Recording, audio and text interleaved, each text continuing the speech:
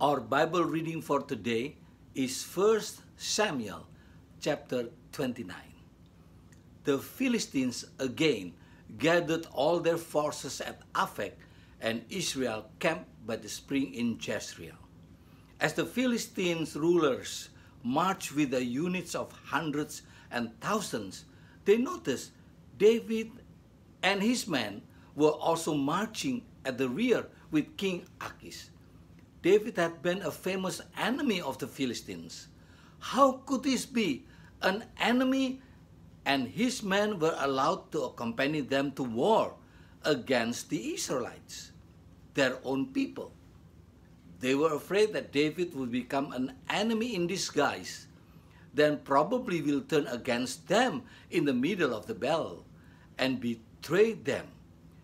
He could slay a large number of the Philistines in an attempt to win Saul's favor. They argued with King Achish. They are not Philistines. They are Israelites. They are our enemies. Achish replied, David has already been with me for over a year, and from the day he left Saul until now, I have found no fault in him. But the princes of the Philistines were angry with King Achish. They did not trust David, and they feared he would become a traitor.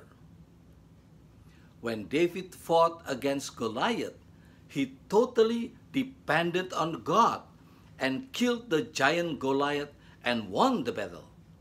But when King Saul pursued him for his life, he ran and hid himself behind the enemy's line. And this time, David never sought counsel from God. David lived with King Achish, the king of God, for 16 months.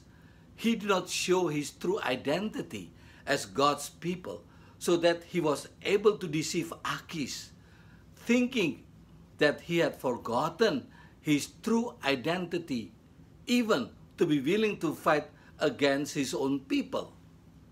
So Achish called David and said to him, I'm sorry, David, the rulers don't approve of you.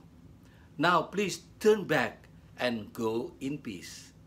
So David and his men went back to the land of the Philistines, and the Philistines went up to Jezreel.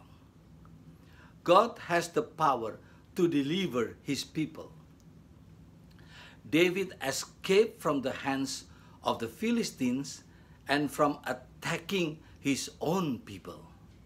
Tomorrow, in chapter 30, a tragedy happened to the wives and families of David and his men that got them on their knees to re-establish their true identities with God. Please read 1 Samuel chapter 29 to get the story in full.